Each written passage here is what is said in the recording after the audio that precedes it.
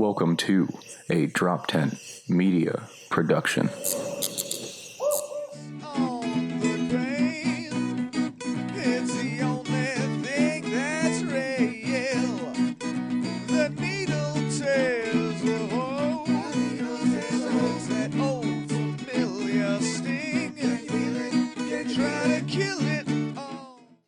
If you want to, but then we have to link it with 1, 2, and 3. So it's, No, we'll clap. We'll clap after him. He'll clap, and then that's we'll not the clap. point. I just need to sync. Okay, I'm gonna stop recording. First you. Then, All right, tell you what. Don't Just record, go whenever just you do want. one. I'll just, Okay, just, you do, and then I do. just go whenever you want. Right? Yep. 1, 2. Hey, it's the Magical Misery Tour. We're back, everybody. How you feeling? I have to edit this. That's fine. Was that editable? Like you're real dipshits. I like Was that editable? The guest is talking before he's being spoken to. We're coming in with this cold open bullshit. I like the scraps. I Yeah, like the shit that gets in I there.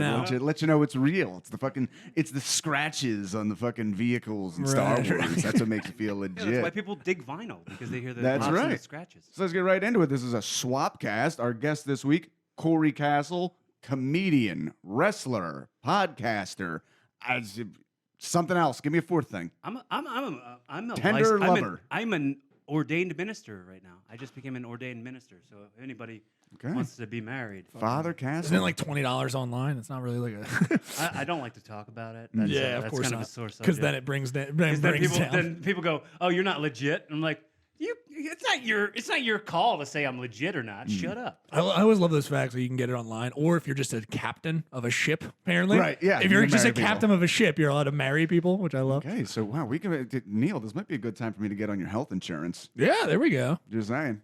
Yeah, of course. Let's do it, dude. You and me forever. Just have another person leeching off of me. Just make it more official. But you're such a. I feel like such a fatted tick on your. You know, just underneath my armpit, I can't get to. You ever had to get a tick off your balls?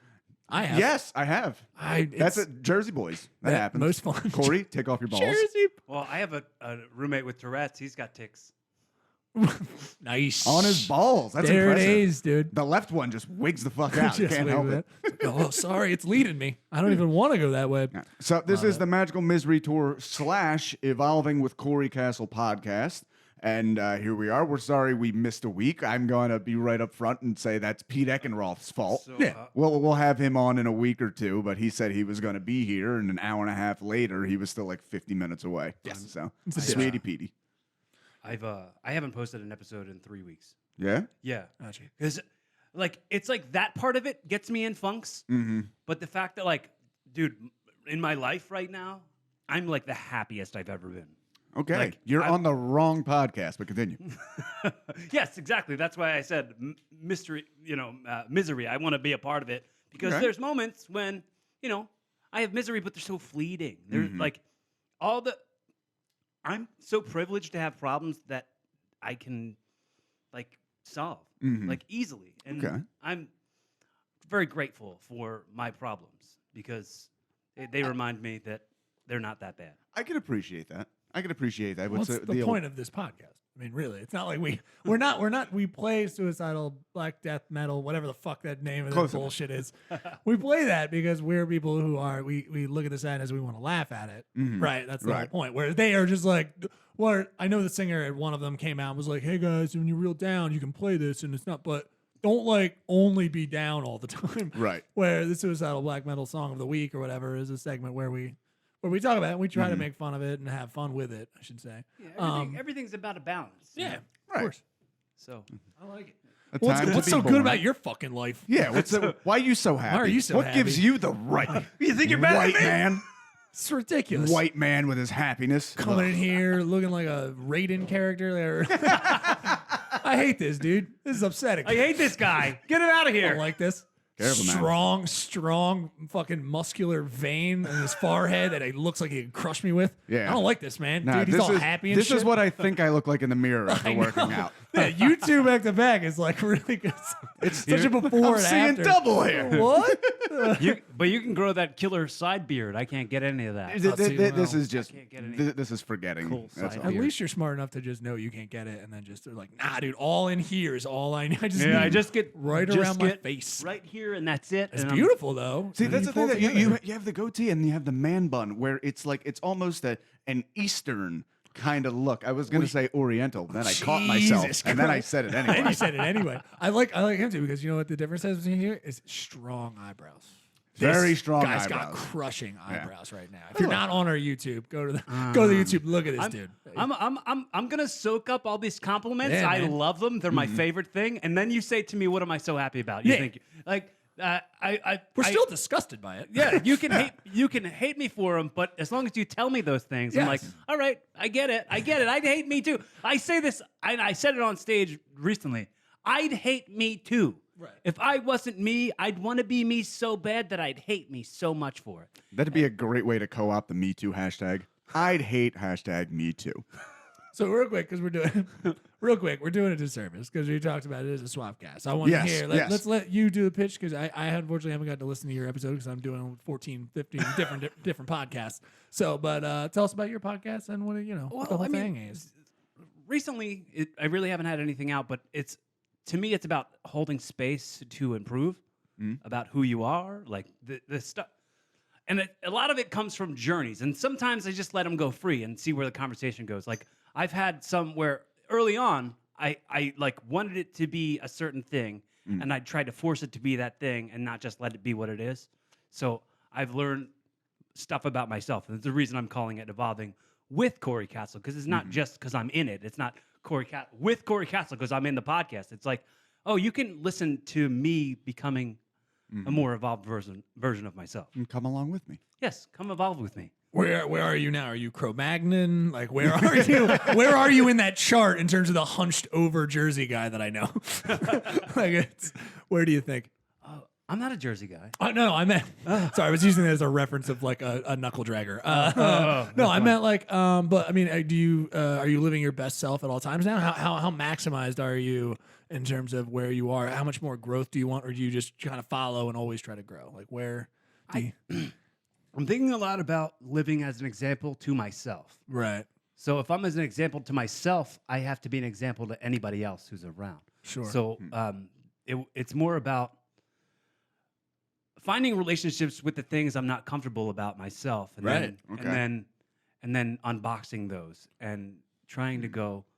Now that I know the thing, Right. I can know it and do nothing about it, and then I'm nothing. You know what I mean? Then I'm Yes. not evolved. If I know the thing about myself and I'm doing things actively to improve those things, I'm not going to fix them.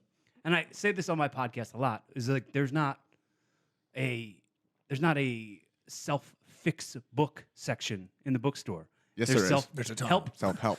There's self-help, Right. not self-fix, because there isn't a fix. Right. You can. There's constant work. Right. No matter how good you are at your job, you can always be better at your job. You're always a work in progress. Right. So keep evolving. So what is Got something... fucking deep in here, dude. Exactly. Self-actualization dropped. My Let's toes do ain't it. touching bottom no more. We ain't shallow no more. I don't like the accent. I don't like the accent. What was that? You didn't even get to see me doing twinkle toes I know. I acting it can't out. see you. underneath. we Doing saw an the act out. We saw the head motion a lot. We're like, For our listeners who are This is my impression of a happy person working on himself. Look at me. Oh boy, Feeling good. This is a nightmare. All right. So what's a particular thing then that since you've started the podcast, what's something you've addressed and felt you've improved or changed as a result? If you can pick a particular thing. oh man, I think it has to do with being in charge of what I believe has been trauma. So Okay. it'd be like, oh, that's a traumatic thing, and they go, I can either become a endless victim of this trauma, or I can work through it and become better because of it. Okay. So it would be accountability, Right. accountability for things that, and it's less about me as much as it's more about like learning through other people's journeys in a way, and holding space, which I was never ever good at. I've always been so distracted, and I'm kind of trying to be less distracted now and Okay. understanding a little bit more of people wanting to be heard, because I think that everybody, whether they're wrong or right, deserve to be heard, deserve to feel worthy of being heard. Yeah. I stopped listening about 30 seconds into that. Did you? No, What a I night. didn't no, that's deserve to be great. heard on that one. no, man, that's great. Okay, well, you know what? You mentioned something specific in there. You mentioned trauma. Now, we have the 4 topics we always hit on this podcast, which would be childhood, heartbreak, trauma, and death. So, since you brought it up, I mean, let's jump a little bit out of order there. What's some of the trauma? What would you say is the worst thing that ever happened to you? Gonna start light. The worst thing ever that ever happened to me? That you're comfortable talking about. In 2011, August 4th, 2011, I was taking a shower, and whilst in the shower, I had a grand mal seizure, and I collapsed through the shower curtain, and the shower curtain wrapped around my head, and I broke the toilet while still seizing. And my mom came in and saved my life, and then called 911, and they came and took me, and then they choppered me to University of Pennsylvania. So all that trauma in that, I guess that was the worst, maybe the worst thing that's ever happened to me. Grandma seizure. Yeah. I hated the prequels. Okay, cool. I'll sit in that. I'll sit in that Star Wars very joke. Darth Maul It's a seizure. very yeah. I'll sit in that Star Wars joke. It's real stupid. I get it. Keep going. You know, I'm surprised I haven't heard it before, and I'm glad that I did just now. No. I'm going to take that with me. It's okay. We'll roll Appreciate on. That's okay. I was gonna go with grandpa seizure. Right. So. Grandma! Not much better. Grandma! So what was the cause of that? I know seizures can be kind of like out of nowhere for some people. Is that something you're particularly susceptible to, or? Man, why's your brain all weird? Hey, what's wrong with you, huh? Yeah. It was a AVM, an arterial venous malformation. Okay. So the veins in my, and I've talked about it too much on my podcast already. The veins in my brain were supposed to be like this, and they were like this. So they were supposed to be this straight way, and then they were twisted up. Okay. So it caused a bleed in my skull. Right. Ugh. And, That builds up, yeah. causes a seizure. Yes. Before you know it, you're face down in the toilet. Yeah. It's broken. Your mom's like, "What are you doing in there?" The funny thing is, there was at least a good 20 seconds leading up to it where your mom thought you were just fucking around and being irresponsible. She was very angry with you. You are too old to have those rubber ducks in the fucking tub, dude. I am not cleaning up your goddamn soapy water one more time. Cool. Yeah, the trauma. I mean, and that. What's the healing process for those kinds of seizures? And Yeah, stuff were you like laid that? up for a bit? I had brain surgery. Yeah. I had brain surgery a month after that, and they fixed me up, and I had a. I'm glazing over because I've told the story so many times. You probably have. Yeah, I totally get it. But they did what's called a craniotomy. Right. So they cut me from ear to ear. That's just a metal album. Holy shit. They cut Okay. me from ear to ear, and they peeled my face off. Nice. And they Another great movie. put a face off. Yeah, they took his face off. Right. But then they resectioned it. They Right. fixed it all up, and then Looks good. put a little. Yeah, where is it geographically? Like there, they went through? Or ear to my ear. forehead dips right here. Okay. Oh yeah, a little bit. That's from them taking my face off. But the scar is up. I mean, you can't see it anymore because It's there Right. here. Right Okay. back. Thick hair, dude. Good for you. Wow. That's why I go. Wow, I'm so lucky to have these problems. Yeah. Because, How long ago was that? You grew up that was 2000. 2011. 2011. Okay, so it's been. I was gonna say because I But somebody was like, "Yeah, I had my face off at one point." I'm like, "Sorry, you look great." That's spectacular. Yeah, man, I had a shitty attitude like right from the idea of it because I was on my way to wrestle at a show. Uh-huh. Well, like that's I was in the shower getting ready to go to a show, Right. and I had to cancel that show.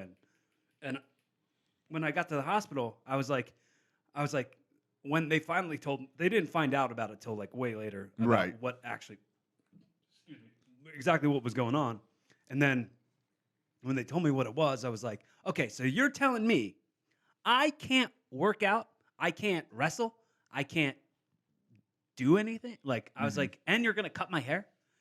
Let's just not do this. Just let me go back to my life and I'll be fine. And they're like, no, you won't be fine. You'll die before you're 32. We got to do this. And I was like, all right, fine, I'll do it. Okay. But then he was like, we know how to cut your hair to where it's not going to shave your head. We're just going to cut a little sliver of your hair. So Again, spoiled first world 21st century. Right. Like, oh, okay, so you're gonna miraculously cut my face off and go in and do a life-saving surgery, but you're gonna fuck up my do? right. It's like, but I'm creating such a name for myself on the shindies. Everybody expects me to win that championship that means so little to everybody. And they will not accept a champion with a fucking, divot taken out of their head. Yeah, Okay. it's like a lawnmower went across just ear to ear. That's like I've actually seen that in kung fu movies where they just kind of. I feel like in some kung fu movies they do a haircut like that just so you can separate each other out from. Do you remember the original? I'm not Dawn even of, trying to be the original Dawn of the Dead with the helicopter blade. Oh, that's so good. The zombie's head off. yeah. Although once you've seen it the first time, you can't help but notice, like, why is that guy's head so big? Right. And that because it's literally they like rip it off in Right. the helicopter. All right. You know, pull that there's scene up. Let's watch. you know what's funny? There is actually a they never filmed it. There was actually a much bleaker version of that film where the actual ending was Ken Faree kills himself and the woman Gail puts her head up and decapitates herself through the helicopter. So that was supposed to be foreshadowing. Wow. And then they decided to go with something a little more optimistic in the bleak end of humanity zombie thriller Dawn of the Dead. Oh, I did not know that. You know what? Like that was what fascinated me about zombie movies as a kid. I would always be like, I wonder how this one's gonna end. Like I wonder, oh, do they nuke the world? Like, does the whole world just go, oh, we're all zombies now? What? Like, that would fascinate me about horror movies Well, see, I love a lot when I was dystopias in general, which zombie movies definitely are. I was watching again recently. I don't know if either of you have ever seen this Snowpiercer. Yeah, of course. No, No, I have not. A lot of people Snowpiercer. hated that movie. Those people are fucking it's- wrong. Right. They're wrong in You're every wrong. way. Don't hate anything. Yeah. You're wrong if you hate things. Basic premise is the world has frozen over due to an attempt to fix global warming, and all of humanity is now living on like a 100-car train that has a perpetual motion engine that never stops, that goes on a track throughout the entire world. So there's a whole, obviously, the people at the front are highfalutin, the people at the back it's are class essentially structure. slavery. So there's a revolution, and they have to fight their way to the front, and it's so fucking good. Unfortunately, I can't really say what I love so much about it because it would spoil the whole fucking movie. But Sure. No. Yeah. I mean, I guess. Yeah. I guess, Snowpiercer. Snowpiercer. It's on Netflix. It's great. Fucking Nope. Captain America is like the star. It was before Captain Chris, America. One Chris of the Evans. Chris's. Yeah. One of the Chris's. I always never know the Pratt from the Chris's, to be honest.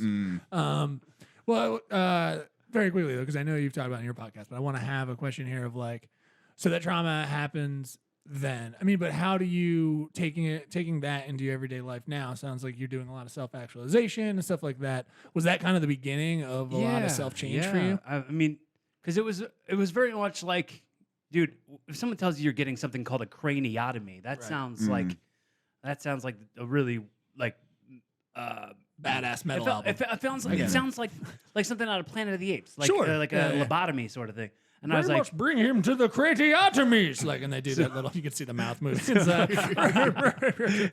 so I did a little bit of research on it, and it was like a lot of people were like, "Oh, well, this person now doesn't have the ability to hear, or they can't walk anymore." So I was doing the research, but going like, "Yeah, but all those people aren't me, and I'm gonna get right through this, and I'm gonna be totally fine, and I'm gonna come back to wrestling, and I'm gonna be a better wrestler than I ever was before." And on the bed when I got admitted, I was like, yeah, I'm gonna come back to wrestling. I'm gonna not take the shit bookings anymore. I'm gonna get paid what I want to get paid. It's gonna be a whole new standard. And then I came back 13 months after the surgery. Okay. And I called myself the new standard Cory Kastle. And in that also, the nurse in the admission was like, hey, did you pack a bag? Because you're going to be, there's a chance that you might be here for 30 days. And I was like, I didn't pack a bag. Why 30 days? And she's like, well, you might have to learn to read and write and walk and talk all over again. I cannot imagine staring down the barrel of that. And knowing like when I wake up after this, I might feel fine, or, I might, forget how to count. As soon as she said that, I went, no, I'll be gone in a week. I'll be out of here in a week. Like just as certain as the sky is blue. I was like, I'll be home in a week. And then I had the surgery, and 3 days later I was home. Nice. Wow. Like it was like it never happened. Right. That perfect. God, you know what that reminds me of? Kevin Smith talked about it on Joe Rogan. You know Kevin Smith. Who's that? He's the director, did like Mallrats and Clerks and Jay and Silent Bob. I've never heard of him. I think he's fucking with us. Totally fucking. Yeah, he's totally I know, fucking I know exactly. I don't know. You said you're not a Jersey boy. For all I know, he's No, I'm only not famous from within Jersey. there. I'm not from Jersey, but I actually was an extra in an episode of Comic Book Man. There you go. It's on my IMDb page. Fuck yeah, Oh, dude. God. Dude, I have a terrible IMDb page. I fucking love like the little scraps in there. I stopped paying for the pro membership, so my pictures aren't on there anymore. But there's probably like 25 credits on there of okay. stuff I've done. All right, well, let's not fucking brag over here. What were you saying with but, this bullshit? Let's that he's- brag some more. Yeah. Ah, Well, no, it you know how reminded me of involved that. I am. I got 25 credits on IMDb. Damn it. It's Like, no, 10 of those credits are just the vein on my forehead. But he said he famously had like a near fatal heart attack that kills like 80% of men. And he that- had just shot his Showtime special. Exactly. Yeah, it happened while he was shooting Right. it. While he was going in, and they said, "You're having a heart attack. We need to do surgery now. We need to give you a stent now." While he's there, they get his wife on the phone. They said, "Your wife's on the phone. Do you want to talk to her before surgery?" And he said, "Like honestly, no. Like I love her. She's going to be furious at me, but I know if I say goodbye right now, I'm never going to make it.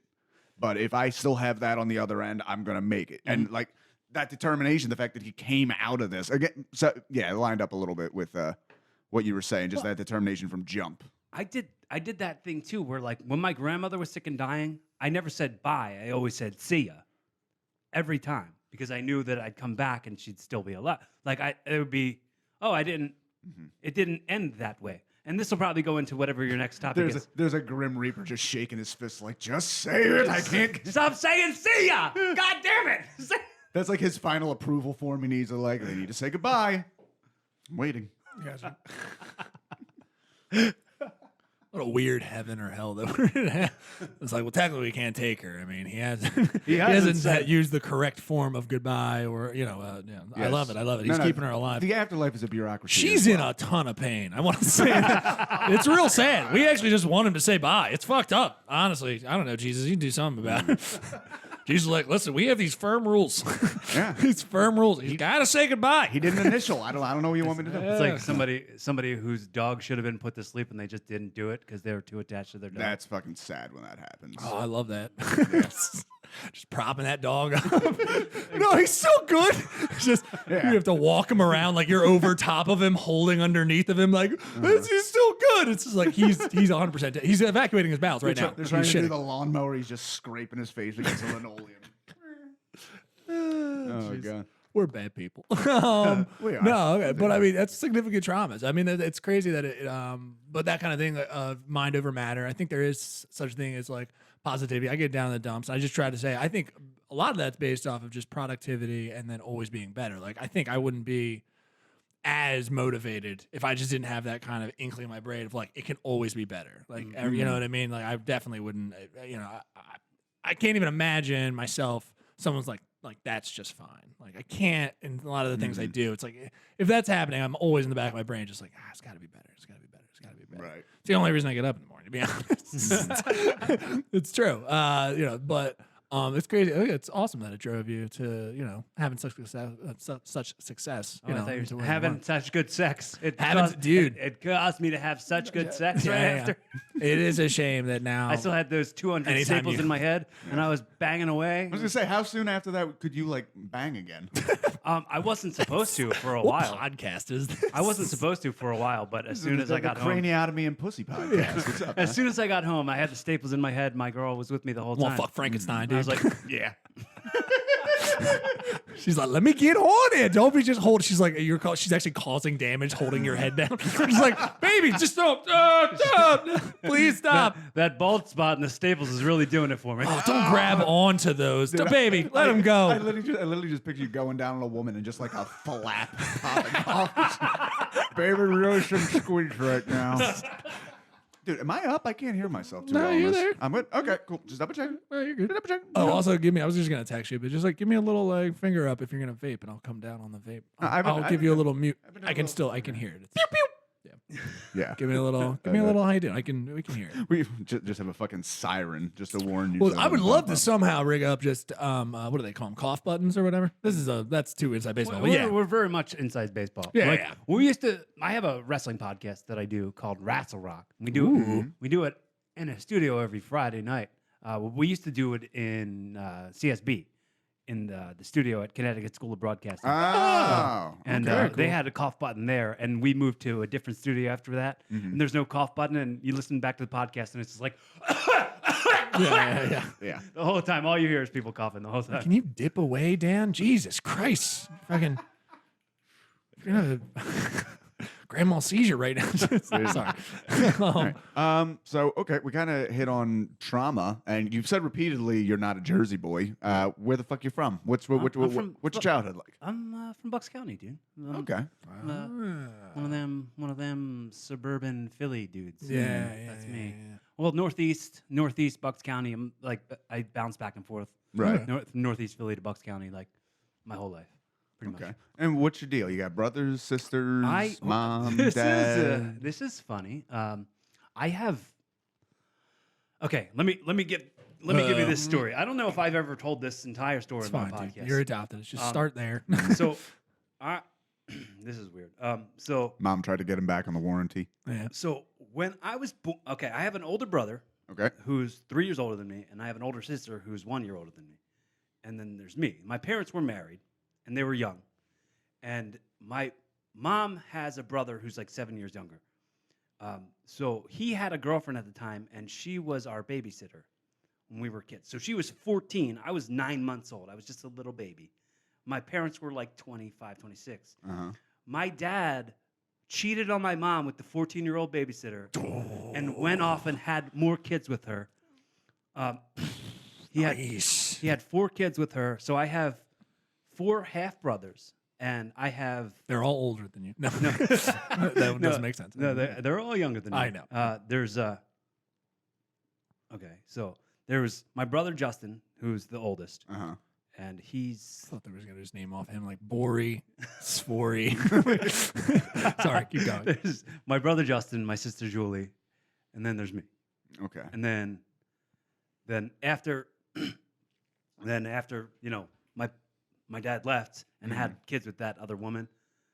When did he start having kids with her? I think Like woman's 14? a little bit of a strong. Yeah. Well, I mean, I guess she know. when she was a mom, she was a woman at that point. I guess. Yeah, I didn't realize that change happened.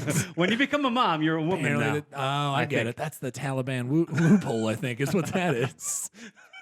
Girl, you'll be a woman soon before your 15th birthday. 'Cause I'm on it.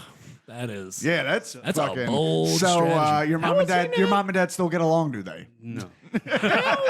I'm really surprised there wasn't charges filed. So Because that's 14 is 100% statutory. That's I mean, in 1984 times, I don't know if that long here. I don't know if that's Well, she was still pulling the wagon when they had to move out, so you know how it is. Okay, wow. So then my dad had me and my brother, my older brother and older sister, and then he went and had Those my 4 kids. my sister Bridget, my brother Mark, my brother Matt, and my sister Amanda, and then she became a crackhead. Are you telling me a 14-year-old who was manipulated or wanted to have kids at 14? You're telling me she made another bad decision? If it could happen to her, it could happen to anyone. No, I feel pain for that. That's insane. So she went and did crack a bunch, and Shit. and funny aside to that story, she's living with my dad again now. That's Wow. But he's also married to somebody else, but has like a two dark. wives at the moment. What a dude. But How dark would that fucking like situational comedy be?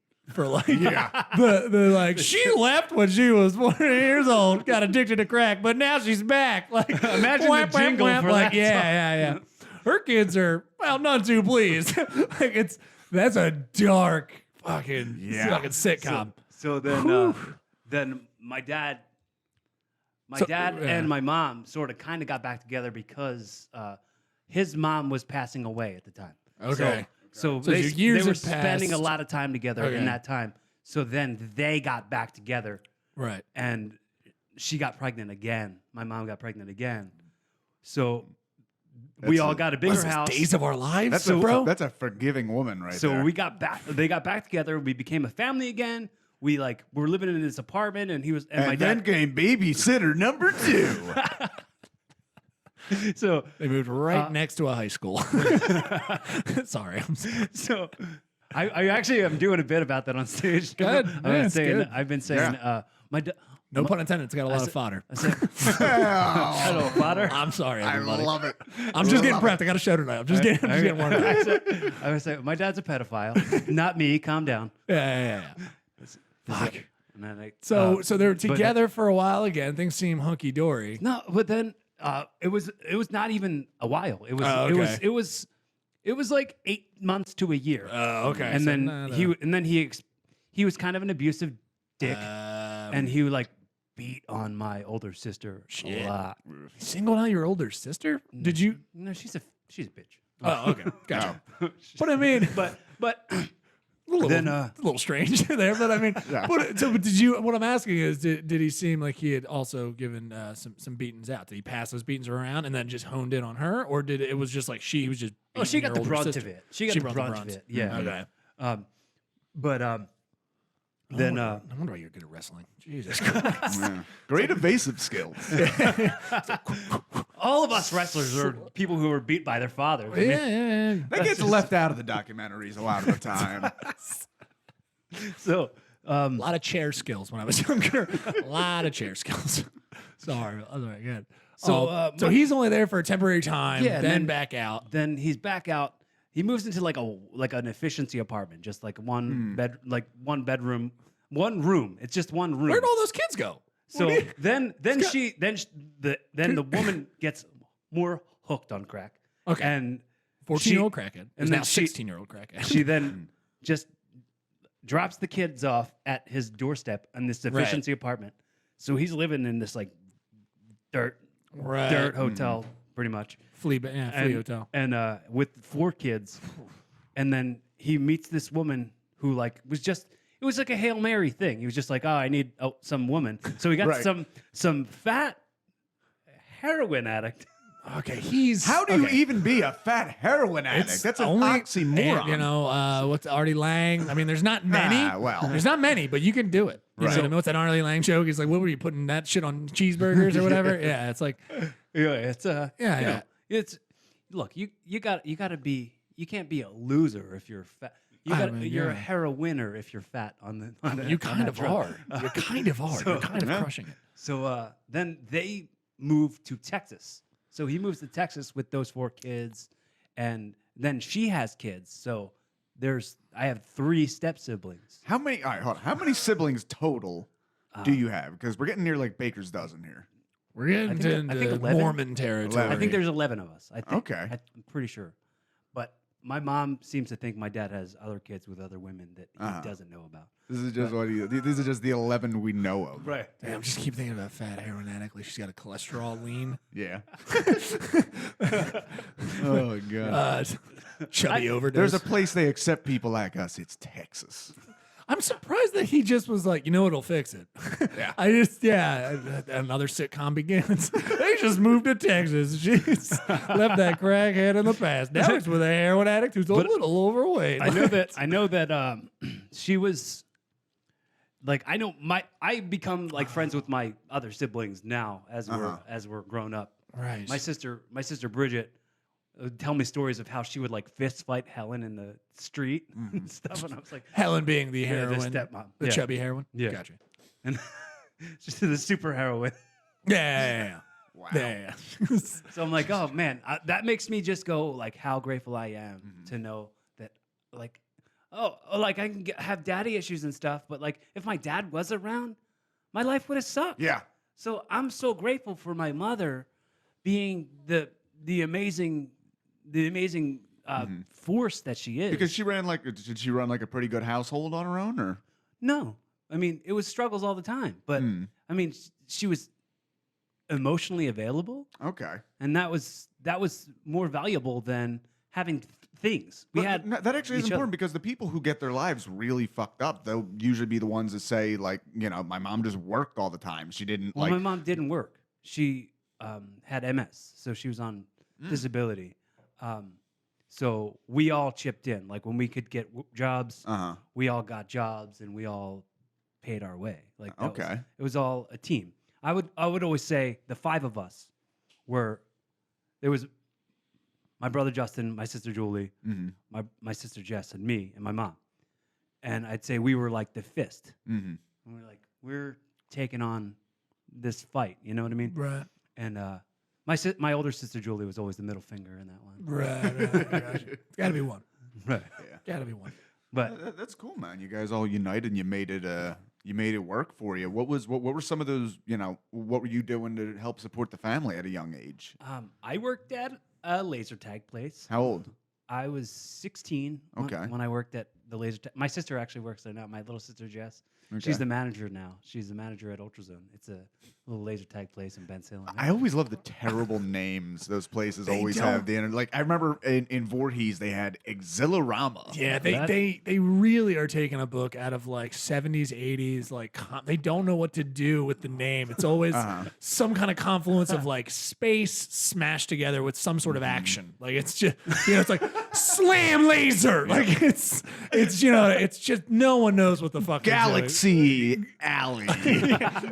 Yeah.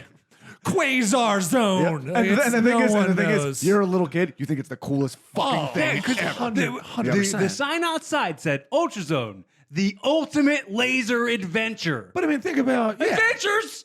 Lasers. We want adventures. Yeah, I mean, they also you see that same kind of thing used in like like Running Man with Arnold Schwarzenegger. Like it's a perfect in that time period when they were doing action movies and stuff. You'll frequently hear things named exactly how they are naming laser tag places ever since time has begun, dude. It's always like, oh, it's beautiful. His name's Blazer Tugger. Like it's like, yeah, that's a laser tag place somewhere in PA. I love the things that are like way over the plate, and you're like, Right. oh, I see that they're doing. Like I just watched, and I didn't even want to watch it, but for some reason I was watching this like Netflix comedy movie with Marlon Wayans called Sex Tublets. Yeah, oh, I God. saw a preview. And for I that. was like, Looks, it was dude. everything was so over the That plate. made me upset when I saw just the trailer. I was like, Wayans, why? Why are we doing this with you? Everything was like, oh, it's always been this way since this happened. Oh, that's gonna come back, I bet. Yeah. You know what? Everything. I haven't watched this, so I shouldn't shit on it. But I will say that it felt very like yes, it was over the top in the trailer. So I'm like, all right, I don't think this is for me. It looked like they were trying to make This the is- clumps Right. with Right. Marlon Wayans. I just felt like that time period of, and we can quickly get off this. I mean, the time period of one character doing multiple characters, I thought we were done with. I never thought between Big Mama's House. right. Because that was Lawrence. kind of and then obviously, of course, Eddie Murphy. Like I just thought this was over. I didn't think that they then- were going to try to bring that back. And funnily enough, you go back. The only other people I can think of that really did that was like Peter Sellers would do that. Like Sure. like Dr. Strangelove. He played like 4 different characters in that movie. It's a weird skill. It's a weird skill, and I don't think Marlon Wayans has it. But I mean, he's got it. He did. Yeah. He did it well. I He's think. got it. I mean, okay. I'm not going to say this is something you have to see because you fucking don't. But I want to now. But it's so over the plate, and it's like I'm appreciating him for what he's doing in it. The fact that he's doing, like, dude, he convinced someone to give him money to make a movie. That's amazing. Good for him. True, they still have name value. No, I mean, I support him. I would just watch his special actually not too long ago. Like, the special was a lot of fun. It's Right. energetic. You know what I mean? I like different types of comedy, so I like watching like different those kind of aspects. You might have like Gaffigan one day, and then I like going over and just seeing different types. But what I'm wondering when we bring in comics and stuff, if you're okay with this is the first time I'm telling you, just but interesting because how much of your comedy, having never seen you, how much of your comedy comes in from that kind of trauma and the childhood and stuff? Do you have a lot of bits on that? I don't want you to do the bit, but I mean, what are some of those topics that you maybe touch on? And things I mean, that? I've talked about. There's a lot more layers to it. Sure, but I mean, of course. I mean, I've done a lot of stuff about family, yeah, for sure. Like, You got an interesting one. Like to give the example, I have a bit where I talk about how I found out my dad most of my youth was like making drugs with the Pagans Motorcycle Club. oh, great. And that's a lot of fun to get into because people ask me afterwards, like, "That's a jet." No, no. Oh, to clarify, he's Jesse's saying people ask him, he's like, "That's not true," or "Is that true?" And he's like, "Yeah, it's true. Yeah, 100% true." He was the meth of the meth. Yeah. Well, I guess I started doing that on purpose just because with a lot of the local comedy scene, I know it was a lot of kids coming from like upper middle class families, and I just did not fit in. So I honestly started doing that in comedy, like to explain myself a little bit. Yeah, I mean, you should have probably saw it coming because he made you call him. If I remember that, he made you call him Papa Crack, right? Or was it Papa Crank? It was Papa Crank. Papa Crango. That's what you made, which I really thought that was on the nose. I thought that was a little Was too that much. was that a And- Papa Shango reference? That's what I was trying to do. Yeah, He was trying to be Papa to- Shango? Yeah. Yes, I was. I don't know who that is. But you know, I was a failed, stupid pun. well, no, you do because you were watching wrestling back in the I knew you were Attitude talking Era. about wrestling. Do you remember? Do you remember the Godfather? I do remember Papa Shango now. Do you remember the it's- Godfather? Yes, it's the same person. Gotcha. I'm cluing in. I'm cluing So in. I wish I had more bits about wrestling in my stand-up, but I don't. I think wrestling is something hard to make. Yeah. Like, because one, you can't do it reference, even though wrestling even right now has that nice little renaissance. But I don't think like if you get too deep, you're getting into a lot of references and names that people have to like get into, and you have to know with specifics and also storylines. Also, the same thing you have with like soap operas, right? It's like they're confusing. Like Right. the overlapping They never arches end of for the the most years, part. right? So the jokes there, Such a niche, Right. Like I go, I have to go like, oh, how many people are wrestling fans? And if I get like one person clap, I'm like, I'm not telling this next joke. Yeah, Like, yeah. It's easy for like, I go, oh, you know the Road Warriors, right? When I was a kid, I sat around thinking all the time if Hawk had really good eyesight. Yeah, I'm a fan of the Road Warriors, and I have no idea where the fuck you're going. Because So- he was a hawk. Like a hawk has good eyesight. That was what I would sit around and think about as a kid. What got you into wrestling as a kid? Oh man. And also, like what? I would love to, just as a pitch for jokes and stuff like that. I would love to hear you talk about exactly what that question has to do with, like why you got into wrestling and wrestling affecting or having a crossover with how you were raised. Because we did kind of pull together of like, your dad might have been a little more physical than other fathers, and you just being like, I mean, it's not surprised I like wrestling. My dad would walk in, just like rip off people's elbow, like, let's get this started, motherfuckers. Like, Then you see Ultimate Warrior, like that's a guy who's gonna hit for me instead of at me. It's weird because I'm picturing your dad as like one of the guys from the show Gladiators, like My shooting father foam balls looks at you like guys. if I was a person who never worked out in his life. Oh, like, okay. like He if- swung the other way. If utter by fat utters like a cow. Yeah. My dad was a big fat man. But Gotcha. the I think nobody in my family was ever a wrestling fan. Nobody watched it. I stumbled upon it in like discussions at the lunch table in school. Like people were talking about it, and I was like, I want to know this stuff. I want to be involved with this stuff. So what era is this? As This you're coming was into it? this was the first Hell in a Cell. Oh, God. That was what. Okay, that so was, like 96. Yeah, this was when I first was like, yes. Well, like when Kane debuted, that was all me. I was all into it all right then, and I went over to my friend Scott's house, and they had like the chip cable box. Right. Okay. So he Love that. had all the taped pay-per-views, and I just sat there every weekend and watched tons of old pay-per-views. Nice. Like, and still, I actually have to go to Scott's house right after this. Him and I were like, we're getting in this together, and he actually isn't in wrestling anymore. Like No. he was.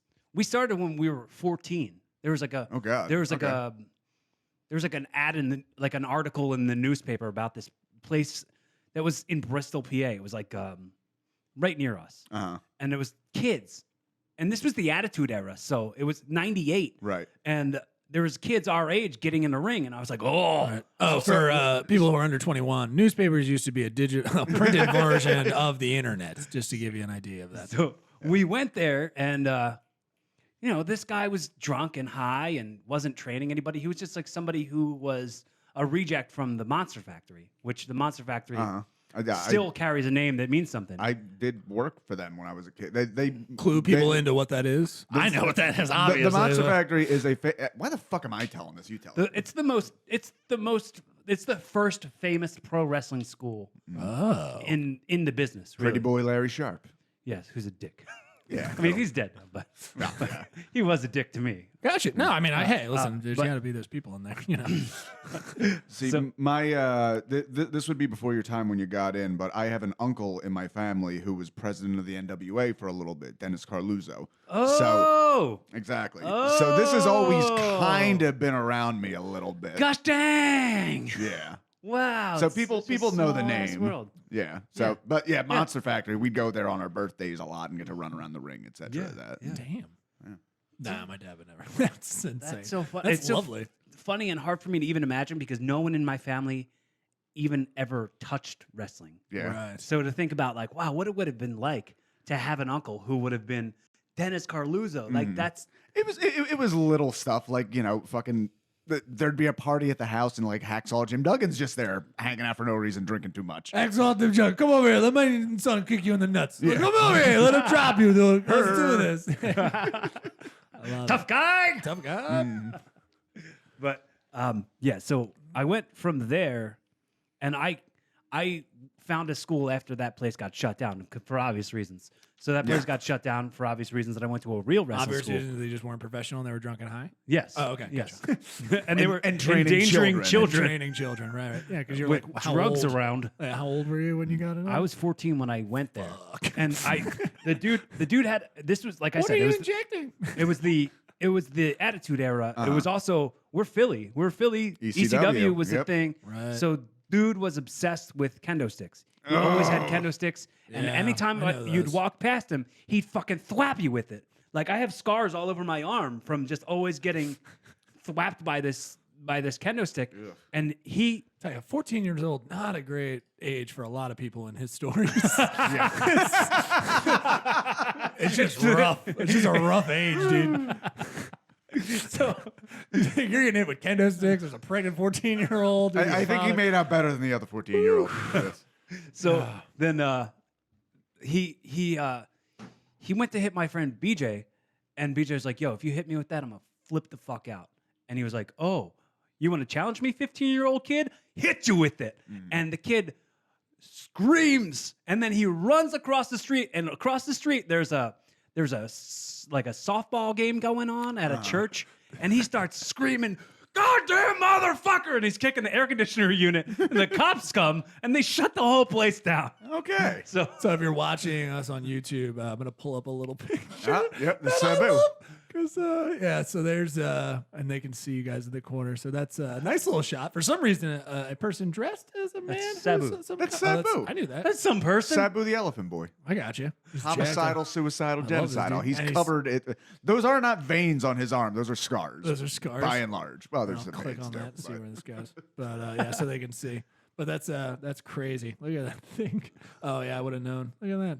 Oh, he's That's signing. there he's signed. Oh, I can get right into his nip. Look at that. If you, I would yeah, actually it's a suggest little looking up signature. Sabu scars after this Oh, because they have okay. a properly Gotcha. lit I'm gonna photo. go back when to I you was guys. when I was a kid, I actually went to an ECW show, and Sabu put somebody through a table, and I picked up a piece of the table, and Sabu signed it, Nice. and I had it for a long time. I don't know if I still do. One of my great childhood memories was the Sandman spitting beer on me when I was 10, and it was great. Oh yeah, so you see right across his stomach and shit. Ooh, Yeah, those are brutal. I'm gonna pull that up, people. yeah. Let's see. That is, you can. I mean, that picture's not even. Yeah, I can't go into That too much more. That guy once broke you his can jaw see, during a match and duct taped his jaw in place and finished the match. Yeah. So these are examples of sane men who I Right, looked up to yes. when my dad wasn't around, and I didn't have a male figure as a role model. So I looked up to pro wrestlers, and wrestling raised me, man. That's where I found examples, and like I wish I had more bits about it that I could do on stage, but I just don't. So far, the best I've heard has actually been Noah, where he talks about the aspects of wrestling that people are aware of, like the lights going out and the 1, 2, 3. I know he has a great bit where he compares it to football, and he talks about how he would watch it if and then the lights go out and suddenly there's the Undertaker in the end zone with the ball and fire goes off and shit like that. Right. Pretty much everything Vince McMahon wants the XFL to be. I cannot fucking believe they're bringing that back. I so don't care. It's gonna be such not a even shit show. one tiny piece of caring. I compare it to an amazing credit card offer because I have 0% interest in the XFL. That would be a good credit card offer. That makes sense. Yeah, I totally get it. So 14-year-old Kembo sticks you can slap with. You find a wrestling wrestling spot that you're going to start training with. And what spot was that? Where was this? Where did you end up going to the school? Oh, I don't know of too many wrestling schools. So yeah, I went to the CCW school. Oh, okay. CCW school. When I was 16, I found That's another blood and guts promotion. Yes, They kind of yes. took up after ECW and went a little further in the Philly area. Right. Yeah. But I mean, I got trained. The school was in Jersey, in South Jersey, Deptford, Okay. and I got trained by John Dahmer and Eddie Valentine. Okay. And they're not blood and guts people. They're just rough and tough guys, world traveled, and they beat the shit out of me all the time. Like they toughened me up, and they've been. What I love is like they're still my great friends, and like we have So wait, great conversations now. what's the first day of wrestling school like for you? Because I know first day of wrestling school, a very big thing is like weeding people out immediately, like just trying to run them ragged. Was that still the motif, or had it leveled out a little bit? Well, the first day of the little shitty school, it was just back bump, hit the ropes. Okay, so like there's that kind of standard stuff. And then so I went to this new school, and I was like, I'm not going to act like I've ever done anything before because what I did that was not legit. Right. So I just acted like I didn't do any of that stuff before. So they were like, "Oh wow, you kind of know what you're doing a little bit." Oh. And it was not as challenging as many other people's like first day at wrestling school. But I think Well, also, if you told them you'd had that little bit of background, they might have ran you ragged a little Right, bit to yeah. kind of show you what real Yeah. wrestling stuff is. exactly. So I didn't mention it, and I was like, it's such a small world that they might know the people and then associate me with their stigma forever, and I just gotcha. don't want that. Yeah. So I mean, it was a part of pretending like I have never seen the inside of a ring before Right. for a while, and until like footage of me wrestling in a ring at 15, like doing that shit, and that unboxes itself to people who. Is there footage of that on the internet of you 15 doing that shit? Yeah. There's actually at Christmas time. We did a video of me reacting to that. Like we called it Wrestle Bell Rock. It was like a video of me commentating over one of my matches when I was 15, and it was awful. Oh, wow. It was super terrible. Is there a name we could look up to see that? Even if we don't watch it now, just so the listeners could go check it out. Just go to Rick Connor's YouTube page. Rick Connor's YouTube. We're looking for Cory Kastle. That's Cory with a C, Castle with a K. Yes. Nice. Wrestle Bell Rock. Is What made you choose? Is that like your ring name, or is that like your I shoot name? use it for everything. My shoot name is James, but Okay. I've been using Cory Kastle since 2002. I actually had my first match as Cory Kastle. What's today? Today, 18 years ago. Yes. There you go. Well, happy anniversary. Yes. Now you can buy cigarettes in some states, but not others. Yes. That's funny. I didn't even know that today was the day, but today is the day that I had my first match in 2002 as Cory Kastle. Nice. How'd your first match go? It was fine. Yeah. I mean, nothing incredible, nothing bad. Small little indie. It was Obviously CZW. it's your first. CZW was your first match. Yeah. It was CZW, one of their B shows. It was like a house show, I guess you want to call it. Right. one of the ones that did make TV. And Right. it was, it was a weird thing because I had this like weird entitlement of like, oh, I'm coming into wrestling and now I'm going into a company that's on TV, like all that, and it's strange for a kid to take in, like Right. Yeah. being 18 years old and being on TV every week, and Well, it's like- where was that airing? it was on the same channel ECW was on. Oh, okay. It was like It was just a little WGTW public- 48, yeah, I think. Channel 48. Serving Burlington and whatever, Burlington and Philadelphia. Dude, I miss those old UHF stations. I don't even know where I would find them now. But, God, dude, so many of my memory. Because my dad introduced me to ECW, and, he had custody of me on the weekend. And just I'd go over, like, you like that WWE shit, you got to check this out. And just Saturday nights, fucking 11 o'clock, just ultra violence with me and my dad. And it was fucking amazing.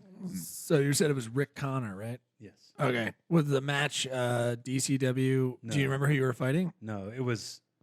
I It got would be Eric Martin versus- Wrestle Bell Rock would Wrestle be Bell Rock. would be the video, and it's from like December, and it was like I forget. what That's day. not the original one. That's spelled you wrestle. commenting on it. RASSLE. Am I right? right. Wrestle Bell. But yeah, I just it was in a cage? no. Okay. Was No. it? I got Cory Kastle. I got this. Hold on. Let's bring this over here. So I got that. I just got Cory Kastle, Wrestle Bell Rock. If I spelled that right. Okay, so We're just want to pull this up because I think it's entrance video. Cory Kastle. Well, there's Rick Connor. That's so that's 2 go, years go ago. up some. See that there should be. Hold on, go up more. See the thing where it's like 39 videos there. The playlist. There's probably in that playlist something. Don't hit play all. If you can like Right. Let's just select click on stuff that's this. in the. No one's seen this. Sorry, everybody. I'm trying to pull That's this up. okay. So we got Cory Kastle entrance. We got Zach Connor versus Cory Kastle. Bomb. Yeah, these seem to be all you. September. Yeah, dude, it's okay if you can't find it. Yeah. December 14th? No. Sorry, everybody. It's I'd one love of those to- Wrestle Bell Rock videos, not the paintball one. Oh, okay. What's so that one say? Bean Boozled, Bean Boozled? No. Jelly Hands, It's Bean in that Boozled, series of things. Cake in 5 Minutes, Gingerbread House. Shit, I think that's all the Wrestle Bell, unless they're first. there's No, more wait, there's down. more down. There's more down. Knitting challenge, match reactions. Match reactions. That's the one. Match reactions first? Yes. I gotcha. Okay. All right. I'll pull this up. Are we going to let's get see. pulled now, right? No, Should be. this will be worth it to see on the video. Yes. Just to see footage of it. It's not like Yeah. you can't hear it or anything. So they Right. can. Oh yeah, I can turn it up, obviously. But so they're watching you guys in the corner right Oh. now. So the Oh, audience, okay, cool. audience So they can, can the see audience us. can see you, and they can Cool. see you guys And they doing a can little see him commentary. waving at us. Yeah. They so show if this video shows clips of the match, right? Yes. I, okay. Okay, just gotta scroll go further in. through. I'm very curious what you even look like. At Yeah. 15, you said? in Yeah. this? Yeah. All right. Uncool. The uncoolest of cool. Is that you? Yeah. What's funny is because I have to. Shit. I have to Nice. almost in this stuff about the comedy thing where you have to like open when you meet comics, you kind of have to open up with I'm damaged too. Right. Like Right. and I have to go like, okay, I might look like I'm handsome now. I've never been handsome before. Right. This is all brand new. And I have to go like, Oh no. Oh God, the GameStop employee is coming. I know. Really. Wait, dude. what is? Who are you wrestling? What is happening? Oh my No. God! Look at that fucking hair. Dude, wait. that's the referee, I think. One of the. Oh yeah. Okay. So you're from the referee's Oh, wait, another that's the kid. Oh my God! What is this child Is- slavery wait, one of the- wrestling you were engaged in? What- Are you telling me one of the? What was that? One of the. Oh Jesus Christ! Oh God. Oh, the only light is coming from outside. I just love the venue. I can't believe that the referee is one of the what was that fucking boy band? Hanson? Hanson, yeah. Damn it. I wish I get my reference right. Why is that guy on crutches? Oop. They were creating Oh, a this is- storyline, you see? This is If amazing. there was a way you could put Jim Ross behind this, acting dudes- like it's the biggest thing ever. This is what you get for not doing my homework. Actually, This is what you get. Oh, I just dropped the acne out of your face, dude. there you go. Quick Stayed match. down. Boom. Wow. That was So spectacular. you won your first match. That's Yeah. great. Yes. So that Holy really shit. that really wasn't my. I mean, my first Whatever was match. first Yeah. recorded. you When know. my first recorded match, I guess, was that. That's beautiful. Oh yeah, and there's my friend Scott shit. was in that. Yeah. This is when we were my friend Scott was like the tag, and the other guy Rick Connor, he's in that match that Scott's in. So I'm also reffing that match because there was no actual like standing ref. So you would like come back Like out. whoever was not booked anymore was not the ref. We never like called anything or like knew how matches were gonna go. So this is your buddy over here, I think. So these are these guys. This is my friend Scott, the guy who I'm actually going to go to his house This looks after like I leave here. everyone to in feed my his middle cats. school. Yeah. Just the dude with fucking bowl cut. The stupid beers on his shirt. That guy. Wow. Yeah, I just watched AEW over at his house this past Saturday. I you watch it? that was the first one I missed. I caught love I that caught they've- Fighter Fest. I caught All In. I Double love or that they Nothing. gave it. They Look, got there's me reffing with the sideways striped shirt. What's the lacrosse kid in this? What the fuck after school program? So I would go here and I'd like go to middle school after I left here. And God. I'd have like I had my nose broken there a couple times. Please tell me everybody in the crowd is like family. No, of yeah, all the somebody. time. And okay. Everybody there is like somebody's dad or mom or Right, kid. right, I just love it. There were just like two old men who like this is where they go after their morning coffee at the Dunkin' Donuts. Like, it's the grapplers are looking good this year. Oh man, he's fucking gigging them. It looks good. Also, dude, great uniform. Just wife beater. I love it. I love what you're doing in like Janko long pants. Just first match, just stealing, kicking out of the Stone Cold Stunner. First match. Yeah, that's okay. Means nothing. But that's a classic wrestling thing where, like, you know what a moonsault is? Is like a backflip off the top. Yeah. That used to be an absolute fucking finisher, and now it happens 8 times every single match. Yeah, Nothing holds forever. There is not. We're not trained, and this isn't psychology. Nobody Right. knew. No. It was just we were kids who were fans of wrestling on TV, gotta so be we'd honest. watch it. Yeah, this rope's got a lot of give. If you're watching all that boy went back and touched the wall. A lot of That's give, right not a lot behind of it. snapback. You might be shocked to know that that's not a real wrestling ring. Get Some the guy fuck out of Some here. guy just put No. like a bunch of carpets under a tarp and was like, "Here, fall on this." There you go. And hey, you're young. You do whatever a strange man tells you to. Maybe you get $20 out of it. Just don't talk about it later. Like, what's funny is like I can still smell the smells of that place in my memory. Dude, smell memories are fucking crazy like that. They say it's again from memory. They say it's the strongest Yeah. from memory. You can really go back and with the smell having the thing. It's just it's a bummer that yours is probably just like sweat and fucking like Balls. just Yeah. sweat, balls, and Axe body spray. Anytime I No, walk this past is the middle school, brute. it takes me back. Brute. Oh, you guys went for No, because Axe wasn't out yet. So Oh, sure, of the course. the brute spray. Yeah. Oh man, that spray is that smell. We had a lot of bod. yeah, of Oh, yeah. course. God, there is a member of my family who I swear every fucking Christmas just got me like a bod pack. Yeah. It's like this is all You get the terrible. bod Christmas pack, dude. Yeah. You're like, honestly, anything to come. Well, you know what that's from and why? Like, because a lot of times kids get way into cologne because usually boys and also girls like when the body odor starts.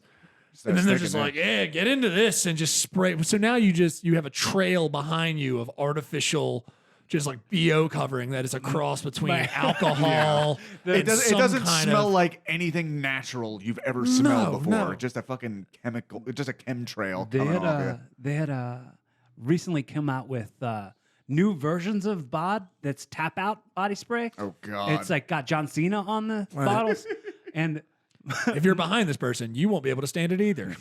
Exclusively for sale in the waiting line at Kohl's. so my For confused grandmas. my girlfriend at the time worked as a manager at Rite Aid, and at Christmas she got me a pack of these like sample tap out body sprays with John Cena on them, and I keep them on the little shelf above my toilet, and I use them as like poopery.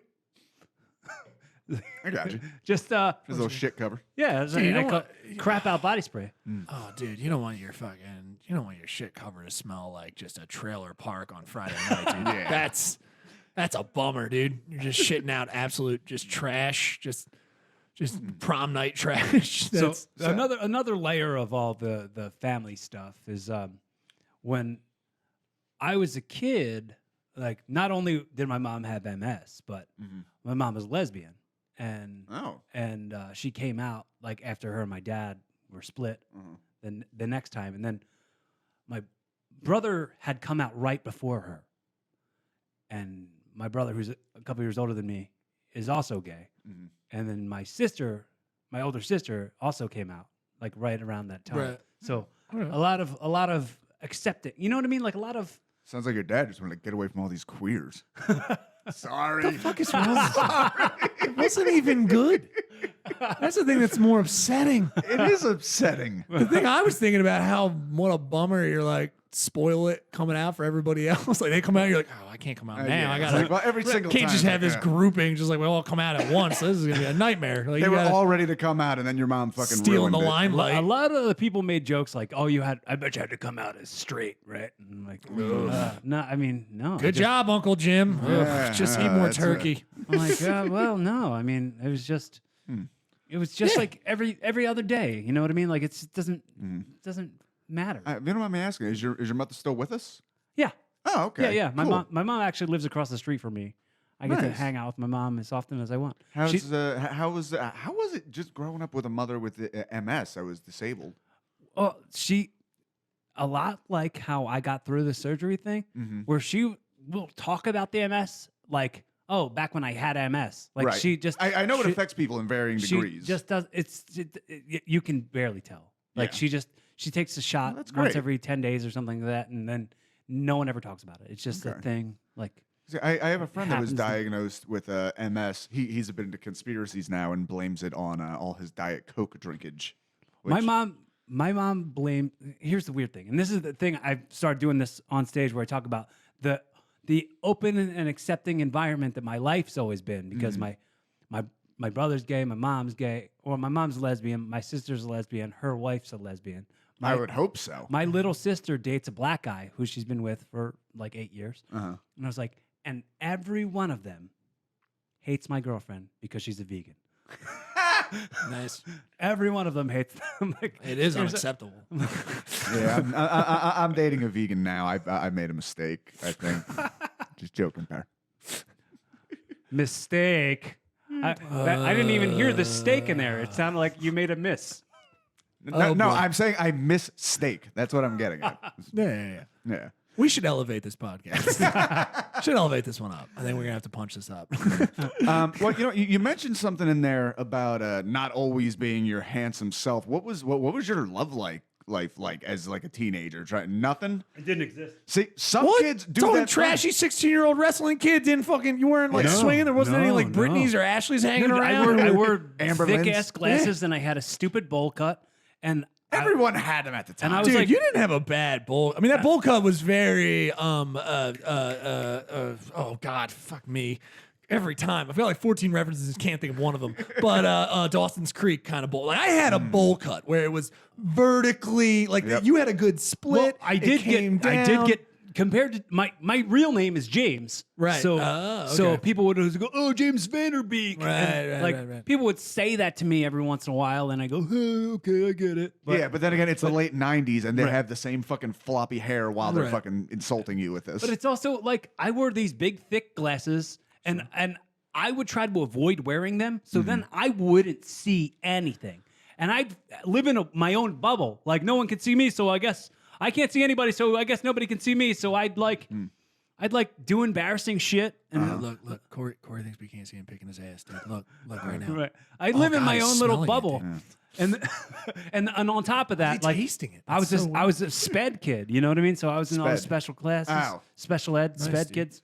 So I was really down on myself for a really long time. I was really like very damaged by, dude. I was bullied, and people would always say like, "Oh, you don't belong," and I always got that. So like I was definitely not confident, and I never got girls or anything. Gotcha. That didn't happen. I had my first match as Cory Kastle and then lost my virginity a month later. Sounds like there's a correlation. Correlation. Ah. All right, I'm done. I just, yeah. Well, what was that? What was that like at that time with you? And this, or did you end up dating? What was this whole story? I mean, It was always like, it was weird. Like my sister's a year older than me, Right. so she always had friends around, and I'd always like make out with her friends every once in a while, like Nice. that kind of stuff. But that's getting girls. but like, that's getting. I mean, that's people showing interest. I mean, definitely, at least. yeah, I mean, it didn't start until I didn't start like having girls interested in me until like I got contact lenses and then Okay. like started growing my hair out, kind of thing. I Like got you. that was like kind of when it happened, but it didn't happen. It didn't happen like aggressively. No, of course It not. was like Yeah, a very that's- gradual thing. That's all good. And it was like, I think a lot of it was I'm the ultrazone guy. So Right, It was like, oh, you're yeah. the guy who works at the laser tag arcade place. Right. Oh, That guy gets laid all the time. Right, right. So it was so weird. Right.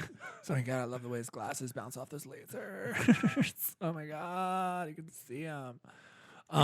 That's yeah. Oh my God, you can barely see like all the weird cum stains on his pants from the black light. It's like, oh my God, dude, it's so hot. It's like, oh, this is So mustard. I swear it's hot. mustard. Oh my God, Tina, I love it. So I mean, so 16 kicking off like that kind of stuff. So and then we're having your first match, losing your virginity. That's kind of crazy. I mean, where do we go from here? Where do you start seeing like wrestling improving? You know, where was your incremental improvements after that? Like, give me like kind of like timeline wise. I don't think I got good at wrestling. Okay. Like, I don't like. So I was still like incredibly unconfident for Okay. a really long time. I think that I think that I first got good at wrestling in like 2006, and I had already been doing it since 1998. Yeah, it takes a like, and I didn't think I was even that good. I don't think I got as good as I am now until after I came back from the surgery. Like oh, gotcha. when I came back from the Lit surgery, a fire under you. when I came back from the surgery, the places I worked were like pushing me main events. Like I was getting main event pushes where I was. So then with having somebody else having confidence in me gave me confidence. Okay. Hey, do you go from that early one? And I just want to pull this up for people. You get that early one, then you get like this. Who's this beefcake? Yeah. Who's that little dude over here? That's a great. I love all this. I want to get in Ah! shape. I want to get in shape solely so I could just wear vests every now and again because it's a great look. It's a great look. Here's the thing, man. Scoosh. I would never. Oh, dude, I love this. Like the saw right around your junk. That's perfect, dude. Looks like a little peppermint candy there. I'm gonna buzzsaw you some sweetness. I love the look at the little red ball. Oh my God, he looks so spooky. I know. Oh, He's my like, God. oh man, one day he will know my love. There she goes. One day he will know my love, and I will be the middle of that buzzsaw. ECWA, I guess the ECWA for amateur.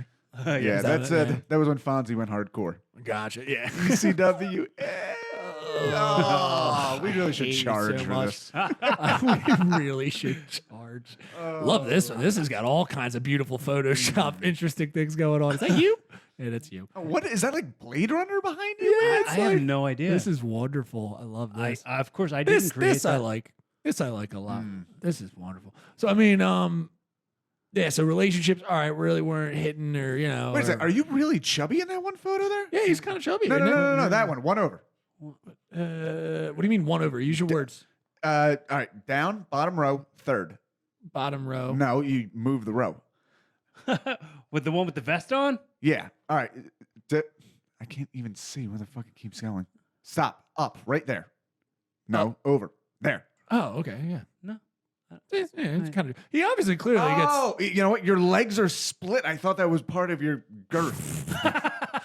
You're a weird dude. You're a very strange I person. do have a Jason. girth that I don't talk about. No, dude. He's ripped up. I mean, look at this. We got some nice. Hey, we're all ripped up here, dude. This is nice. How long have you been with your current girlfriend? Well, we got together 1 month before the surgery. Okay. So What?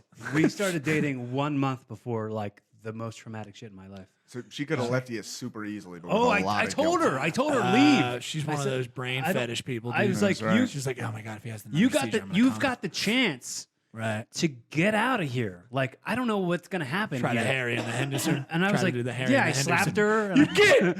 I big Nobody pun- wants you. I did the old big pun pistol whip. Right. Well, we just talked about that recently. Oh, so. shit. Well, that's why I knew about it. I Oh, didn't watch it. God. I just listened to it. Okay, so you pistol whipped your girlfriend because she was trying to stay Right. with you. I was like, right? you can go. Like, just please Yeah. go. And then we stayed together for like 4 years. Mhm. And then we split up for like 2. And we recently got back together. It's been almost 2 years. She got a now. 15-year-old pregnant. So we split. That took some skill on her part. yeah, I'd say. really, really impressive. So we split for like 2, and then we've been back together for like 2. Okay. So I mean, considering all the the family I don't know, issues or just where you come from, that past history, a lot of people would leave out of that with a mental state that is not as clear, I think, as yours, not as as well developed. I mean, you say it's always it's work every day, but like so I'm happy for you that kind of that's spectacular that you're still working through it at least. That's very cool. Is any of that like crossed over with her, where are wrestling and what you do and stuff like at the forefront of the relationship and problems with it, or is it more just like she's so removed from it. Like she's so and what drug does she do as well? We have to know because if your dad has anything to say, she's on opioids. She's on opioids, isn't she? No, she's not on any Good, drugs. good. She's got no drug problems. That's good. Spectacular. She's a vegan. Right. She's a vegans can do drugs. I've met vegans who do drugs. Well, that's her drug. Her being a vegan is a drug, I guess. I have nothing that I could say like that's her problem. Like she doesn't have anything that except for a lack of confidence. Right, That, sure. that people all have. We all have lacks of confidence. I don't struggle with that. So very privileged to say like I can't complain. That's There's great. No complaints about my relationship at all. So just well, what are you when you're in the down period, when you're and also I want to know maybe the wrestling song because I want to talk about like Ooh. yeah. So maybe when let's do it that way. Okay. Let's do it that way. So if you're trying to get amped up, before a match, was there music or anything a ritual that you have with music or outside kind of influences that get you amped up, or anything like that? Big match. What do you listen to in the locker room? Get your shit up. Is there anything? I don't listen to anything. Smother Dude, the it's just- mother it's just device. You Enya. don't like It's just- music? Yeah, it's fun. It's just in you. I like music, but I mean, I don't You don't have have a to say thing that that. I have to listen to I get get me you. amped up. For That's something. good. But like, I'm really into like. Have you ever heard of Nako Medicine for the People? No. It's No. like a conscious music. It's a spiritually conscious music, and I'm really into them. Okay. Like they have a song that kind of pumps me up. It's called Warrior People. Warrior people. How do you spell Nako? Nahko. Nahko. Nako Warrior for the People. Nako Medicine for the People. The song is called Warrior People. Oh, okay. But okay. So let's see. I'm very curious. about Measures it. All right. So, well, I don't want to get Not the pulled. gondola one. that. We're worried we're gonna get pulled. Oh, But you're what- worried you're gonna get pulled. Oh, you guys put this on YouTube? Yeah. Yes. Yeah. Okay. Did we Maybe have- that's why you're smart. You post someplace else. Are you live on YouTube? No, we're not live on No, YouTube. you just man. put it up later on YouTube. Yeah. Yeah. Okay. So warrior people. Here, actually, here we can do at least the lyrics. And Can you just I am play an it and Indian. I'm on a mission. if we play it in the studio, I don't know. I'm a little worried. Tell us about it. I mean, tell us. Yeah. Warrior people means Is it indigenous song. people music? Warrior people, warrior people. just read all the lyrics and see if you get pulled off YouTube Yo, for I reading. am indigenous, original resistance. I'm gonna need assistance if I'ma make a difference. Used to be restless, now I am relentless. I teach my children how to trust and who to listen. Are you listening? Are you listening? Are you listening? I teach my children who to trust and how to listen. I am an Indian. I'm Puerto Rican. I'm Filipino. I live in Hilo. This is me. This is me. Stop. Stop. Just Went stop. to I'm the not gonna heavens, came keep back going. on a stallion. Keep going. Went to the heavens, came back a stallion. Now I am riding into the storm, the storm, the storm. Thunder beings carry me home. I am a raven. I am a buckskin. I am a killer whale. I'm a lion. I am a panther. I'm a coyote. I'm just a human being on another fucking journey. Excited for this part. Yeah. Feeling me, feeling me, feeling me, feeling me, feeling me, feeling me, feeling me, feeling me, feeling me. You can't beatbox for shit, dude. You suck. Oh, stop, please. I will lower your microphone. Jesus But Christ. like, you know, I think that this style of music, and I think I listen to, like, there's a band called Satsang that I listen to a lot, and it's not as aggressive as the stuff I used to listen to. Like when you were talking about like metal songs and stuff like Right. that. I used to love Breaking Benjamin, and I'd crank that shit, and I'd get all emotional, and it's like I've evolved past a lot of that. I got you. I don't. Cool. I don't have. So that might have been. I don't have like my. I have to rage I out don't. on. I don't listen to a whole lot of it anymore. Like, honestly, I listen to it at the gym. Yeah, I listen to Linkin Park at the gym all the time. Like I'll actually use an entire Linkin Park album, and I'll say this is my time. This is the duration. I'm gonna stay on this treadmill till Hybrid Theory ends. Then when Hybrid Theory ends, I'm gonna jump onto the weights, and I'm gonna be on the weights till Meteora ends, Okay, and then I'm going home. that's a lot of Linkin Park. Yeah. For you. I think my entire workout lasts about as long as the Numb and Encore. I'm in and I'm out, and that's why I have this wonderful physique today. So, okay, well, I like the video, Kaleidoscope. Yeah. I've Wonder- never I saw this really video. want to try to play a little bit of it. Let's just try this. Let's just try doing it. Can they pull Yeah, you this for playing 14 seconds of a song? We've been pulled for exactly 14 seconds. What about 13 and a half seconds of a song? Possibly not. I don't know. All right. Let's just try it for a hot second. This original resistance. Yeah, so it's if I got- talk it's- over it, that'll probably. Sometimes. Used to be restless, relentless. I teach my children who to trust and how to listen. I like it. Yeah, I like It's it. good. It's got a Caribbean kind of Reggae. feel. I love when he has a thing where he goes, I will learn to be peaceful, but I'll keep a knife at my side. Oh shit. I will. I will.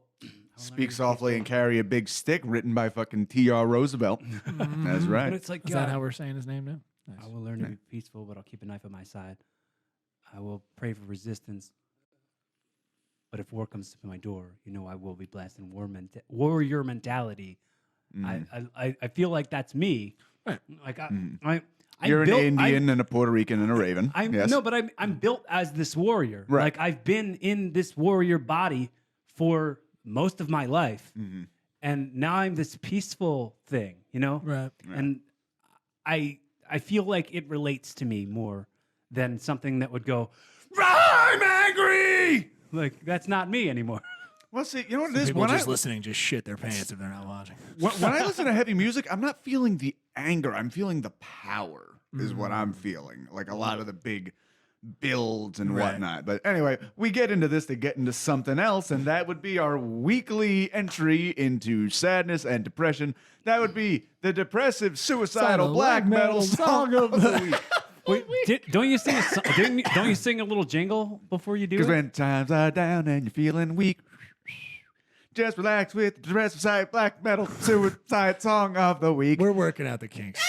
We're definitely working out Is the this kinks. what it is? So we've reached the end of our 2 solicited black metal bands. Found this one. This is Soulless, and the album is Unreachable, and have a noose right there in the logo, just like us. This is our sister DSBM band. So let's be quiet because we can never hear ourselves over this song. So let's listen for a second. All right, I'm going to turn this up, so it's going to start immediately, so you will have... Yeah, go.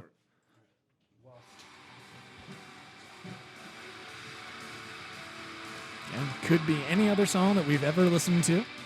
There's synth underneath. It's different. The synth is nice. Yeah. It doesn't sound, actually, this is a little different. It doesn't sound like it's in a basement. No, the production's actually pretty decent. This isn't lo-fi. Dun, dun, dun. Okay. Yeah. All right, yeah, we can bring it down. There we go. And Yeah, then there that's we cool. go. There's our nice little thing. The artwork, not shabby. I've seen this. I can't remember what this type of lettering is called. Oh, dude, that's just the But- standard black metal, Yeah, like yeah. unreadable. Like Right. that's actually one of the more readable ones. Yeah, I can barely. What's the band actually called? Soulless. Oh, yeah. Yeah. Soulless. Yeah, you can just See, there's make a. it Oh, up. actually, you know what? If you want to look it up real quick, this could be a fun little visual. The undecipherable black metal logo. If you look that up, Oh, those are my favorite. I've seen a yeah. bunch of those. Oh, well, no, but just put it into Google. It wouldn't be in YouTube. Oh, yeah. Why am Yeah, just put undecipherable, CIDECIPH.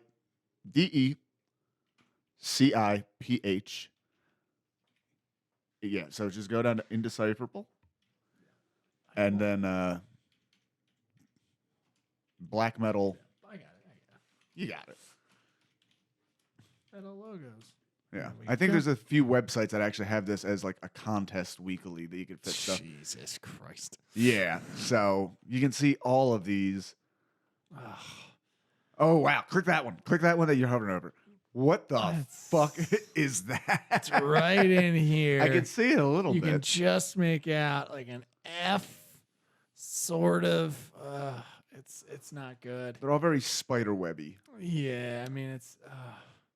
and I kind of dig Look at that. these. Look at this. This Yeah. is just all patternistic tree vine. I see Bork Nagar up in the corner. Bork. Oh, Yeah, is that's that Bork Nagar. That one's not too one? No, terrible. That's Those pretty are readable. more the classic ones. They got Also more indecipherable as clearly they went. edging out on the beautiful tramp stamp. It's a Oh, yeah. beautiful tramp stamp. Oh, that is Jeff Roser, Yeah, he was comedian. At the mic I was at last night. He was where? Yeah, he was at the mic. Oh, he was at last the night. Deptford one. Yeah, he was there last night when I was at the. Yeah, Jeff is my old roommate, and he's the co-host whenever Neil's not here. Yes, I hate him. Cool. He's funny. He's a funny dude. He's very funny. Yeah. Just starting fake beef like for no reason. Just like, bah, I mean, whatever, dude. Well, And it's like, whoa. His girlfriend. Never mind. so all right, we've hit the three We're pillars, there. the three big pillars of our podcast. We only have the one last one left, Yeah. which is death. But before we get into that, is there anything to bring a little bit of your evolving in? Is there anything we could answer for you, Mr. Host? Dude, man, I listened to a lot of that like stuff you were talking about with your stepdad, Oh, yeah. and that I mean, I don't really, I don't know, man. You know what I hate, and I think I want you guys to sort of see if you can relate to this, and I don't want to go, hey, here's where I have to hit these marks, and I have to say this because like. I've learned to kind of let it be what it is instead of trying to force it to be something it isn't. Right. So the thing I was thinking about in that is I was listening to that and feeling very bad for you. But Right. like I'm very very high on the idea of sincerity really mattering. So I don't say happy birthday to people. I don't say like because like if it's your birthday and then he says happy birthday, I go, oh yeah, happy birthday. I said it because I had to say it. Perfunctory. And it's just Right. it's like very very like lip service. Like everybody just Facebook told you it was my birthday, so you said happy birthday to me. Oh, I had a roommate be right. furious with me because I didn't say happy birthday to him. Never mind the fact that he hadn't said anything to me in like 2 weeks. So it's like Right. it's like to say sorry for your loss. It's like you feel like you have to say that. That's just part of like what people do. But like man, when I tell you I'm sorry about what you've gone through, I want you to know that I don't do that. Right. I'm not somebody who comes out and says, "Hey, sorry for your loss," because I had to say it. Because you publicly went ahead and said that this happened to you. None of that. We talked about the whole fucking process. There were a few episodes there where it was all like, oh, my stepdad's in a coma. Oh, my stepdad's never coming out of a coma. Ah, he's dead. And it was fucking... Right, and this Yeah. is a time capsule, dude. Yeah. Like this is a moment that you can listen to. You can listen to this where you've evolved through this 15, 20 years from now. Like whoever comes in and out of your life will can go, hey, I wonder what I wonder what Jesse's been this whole what he's been like. Episodes 48 to 50. Check it out. No, I have had that thought, honestly, just because, again, talking about death, I do worry about legacy to a certain degree. How old are you, Jesse? I am 32. Okay. But well, I'll give you a good example. When my father died, I only realized after he died, and he died 10 years ago before my stepdad. I don't have like any photos with him past the age of like 10. And we don't know where they are. And that fucking bothers me a lot. And I have like no video and no audio of him. Mm-hmm. And one of the plus sides of something like this that I think of, because I'm a fucking morbid person, is like, should the absolute worst happen, it would be very easy for my loved ones to be able to drop in on something like this and just hear it and like, there he fucking is, you know? Yeah. Up and around. I'm saying more people should have interviewed my dad. Right. That's one of the reasons. Like, I thought it was very important for me to have my mother on my podcast. Mm-hmm. I have a lot of times where I go like, there's people I really want to have on my podcast. Mm-hmm. Like, I'm supposed to go to Houston in March of 2020, and I had a conversation with my father on his birthday, and I was like, "Hey, I'm coming to Houston in March, and we're going to do an episode of my podcast." And he was like, "I don't know if I wanna." And I was like, "Well, either we'll do it or we'll not do it. It's fine." Mm-hmm. But I wanted to start this podcast because there's a whole ton of reasons, but one of the big reasons was my mother had voicemails saved from her mother, saved to the CD. And a couple other friends who she had lost, she had the CD with all their voicemails, their messages. People talk about saving the voicemails of people who pass. And then she said, "You know how when somebody dies and you forget what their voice sounds like?" Yes. And I said, "Man, I don't want that. I don't want that. I'm going to come here and I'm going to give you the exact raw of who I am. And I'll be able to reflect on this maybe when I'm not able to do this anymore. Or maybe I can have a conversation with somebody who's passed." And I've yet to have a guest on my podcast who isn't with us anymore, at least I think. But that's some of the driving forces behind me wanting to have certain guests on my podcast. I go, this is so I can say a thing to you on the record that will outlive us. So if I say to you on the record, and I really mean this, allow me to be a resource for you.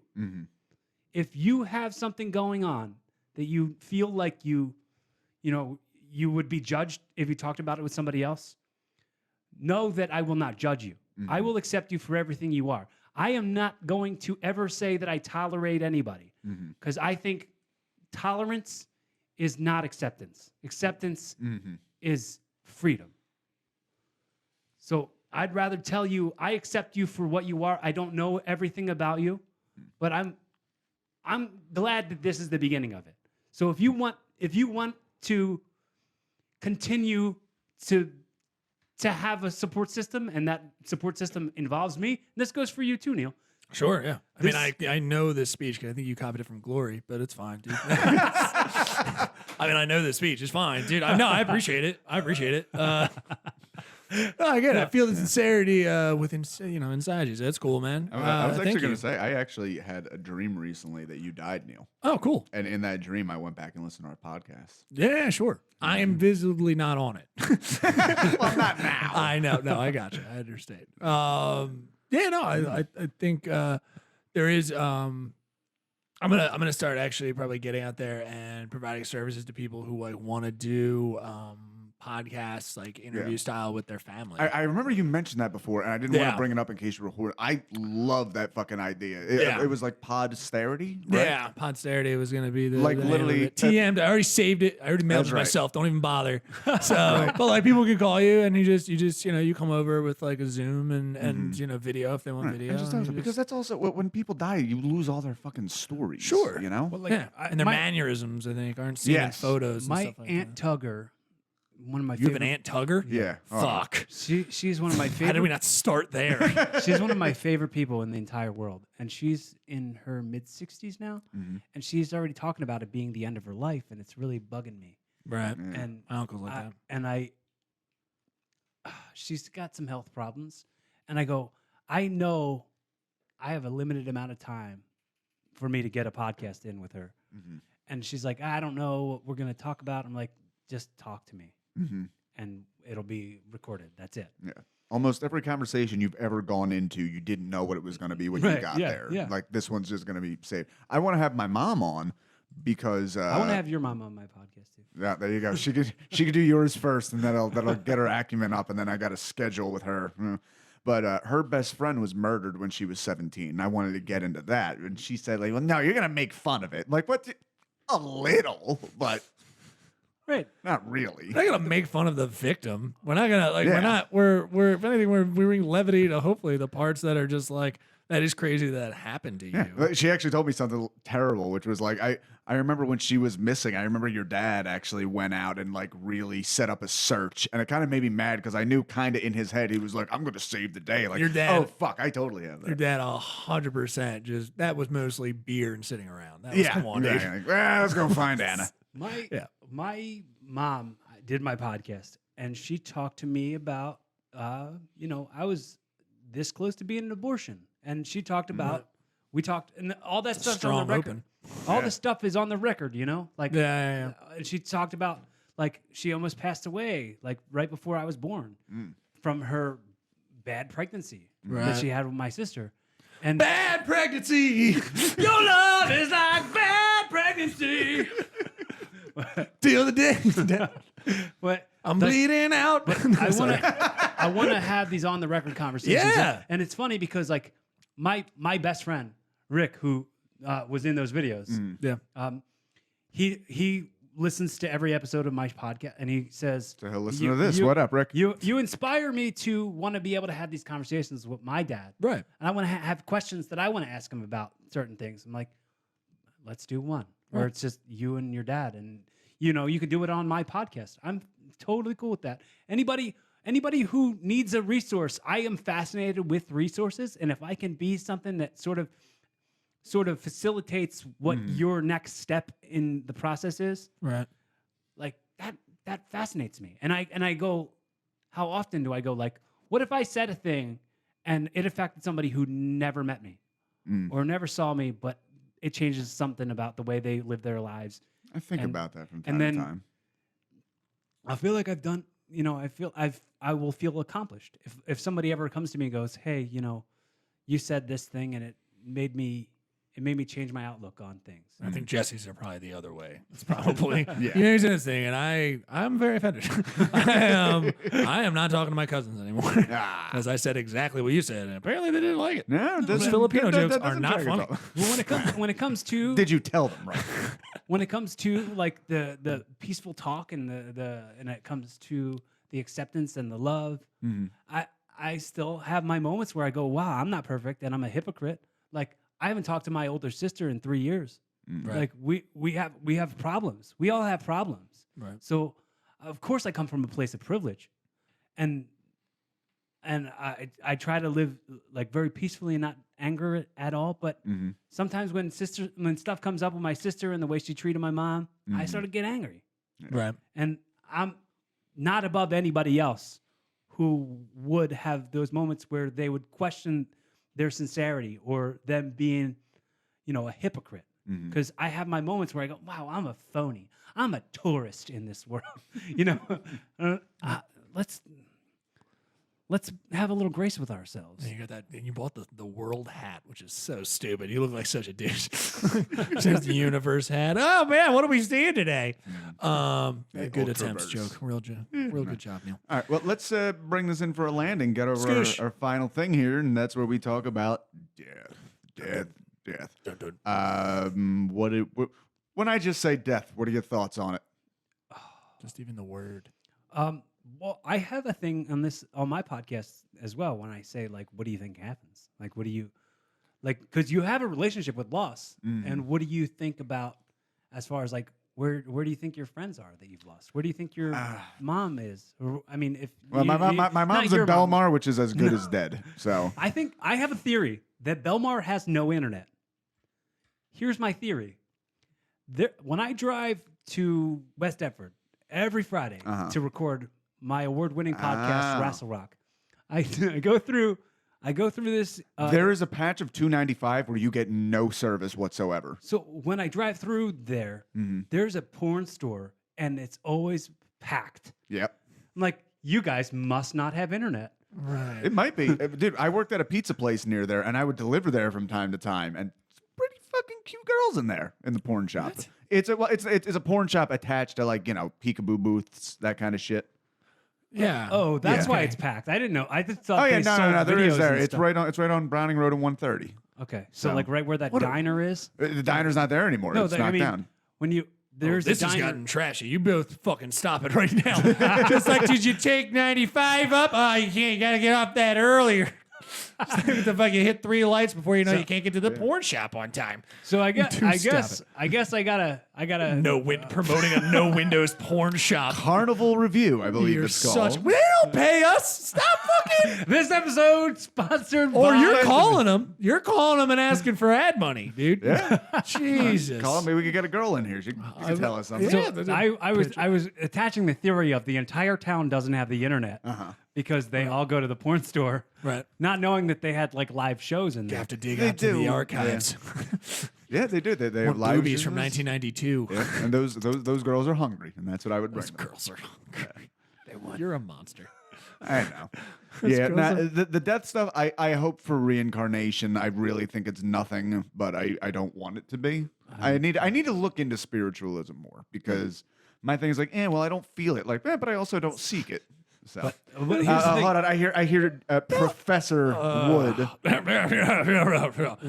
I just love the idea of just like, I'm pretty sure it's that, but I need to also start lying to myself. Yes. Like in terms of spirituality. Pascal's wager, man. If I feel Why is better, why can't your spirituality be based in the biological world? Why can't you accept that death is what death is, but yet you can have your veracity for life live and let that live on? Because it's more than just death. There are people who live very short, brutal, painful experiences, and it destroys my worldview to think that's the only opportunity they're ever going to get at life. I know it doesn't destroy a world. We would say, in a biological world, suffering is. I mean, there's the theory being against possible creators like you see in the Bible is the theory of like, if you have a world of ultimate suffering, right? Mm-hmm. Like you're born into suffering, it's only suffering, everyone's having suffering, and there's a God of that world.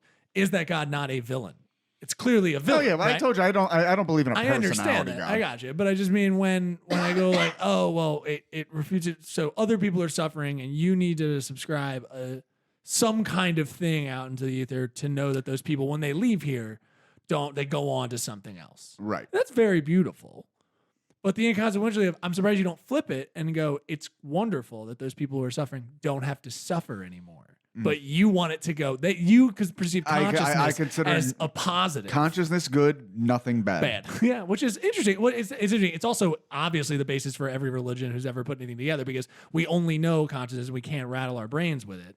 Right? We can't, you have to come to understanding with like meditation and at the end of that, you really just come to understand yourself the best you can in the world around you. But we don't know what it is. But it's always more consciousness. We always think, Right. well, more consciousness is better. Well, to me, I go Maybe like, there's an I in don't- between I don't know about. Right, sure. Yeah, I get you. I mean, it's a beautiful place. I'm waiting for a new thing on the marketplace. Oh, those are dangerous a new things. product. Mormonism was real new at one point. Here's the thing with waiting. Right. You're always going to be waiting. Right. You'll never not be waiting. Well, until you- I'm dead, and then I won't be anything. Right. So you'll always be wondering. It's great mystery. It's that spirituality is mystery. And I like Like, mysteries, and but when I'd I- like to know how the fuck it ends at a certain point. When I get into spirituality, this is why I say like I'm not immune to being a hypocrite. Mm-hmm. I'm not immune to feeling like a tourist or like a phony. Like because I feel the same way. Like I sit in ceremonies, like spiritual ceremonies, where we're talking to spirit. We're in relationship with spirit. Right. And then I go, well, I sometimes feel like it's dead over. Right.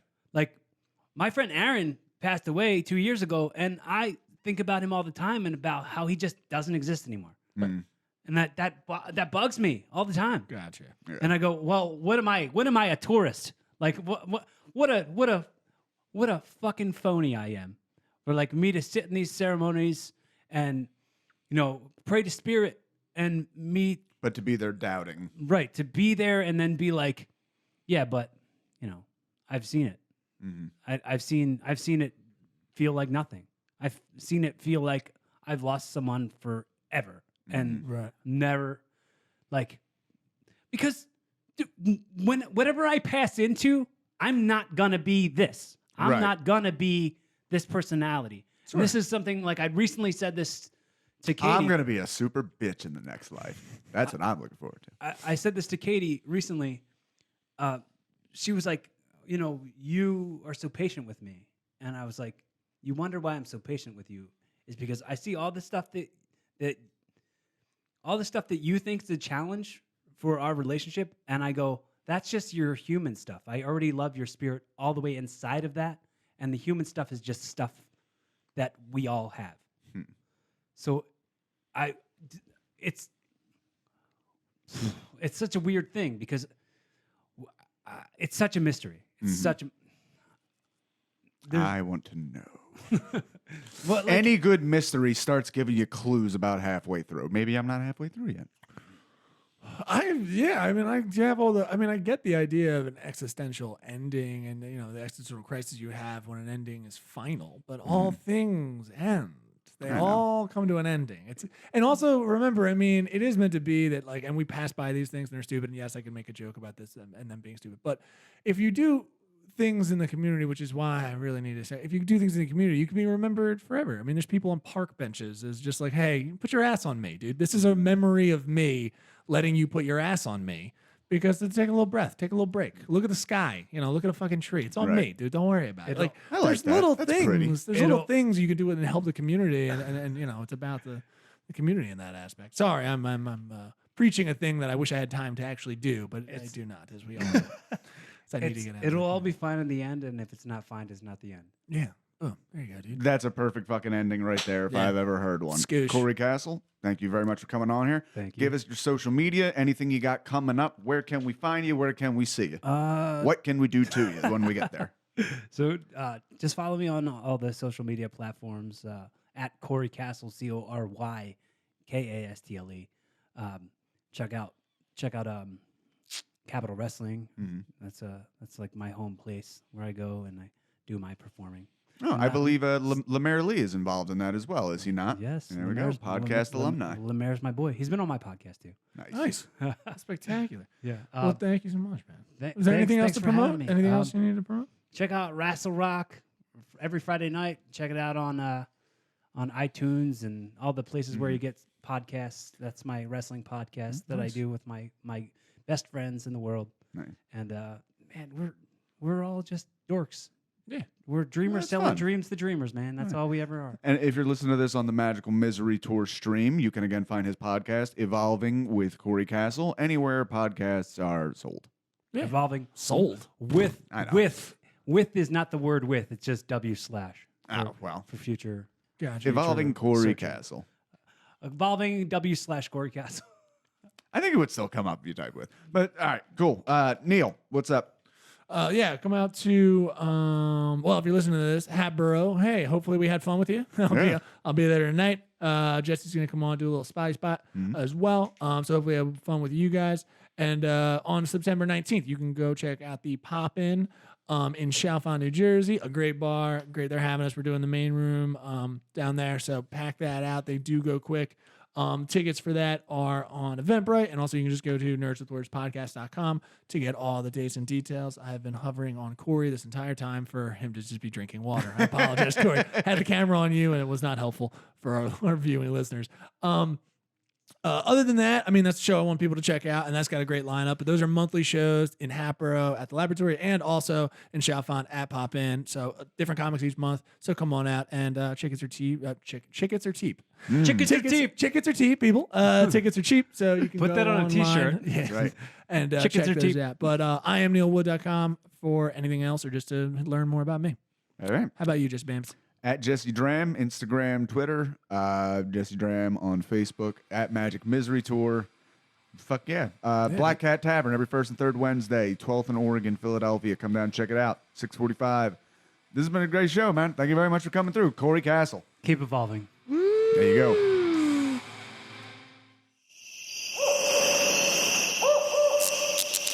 This has been a Drop 10 Media production.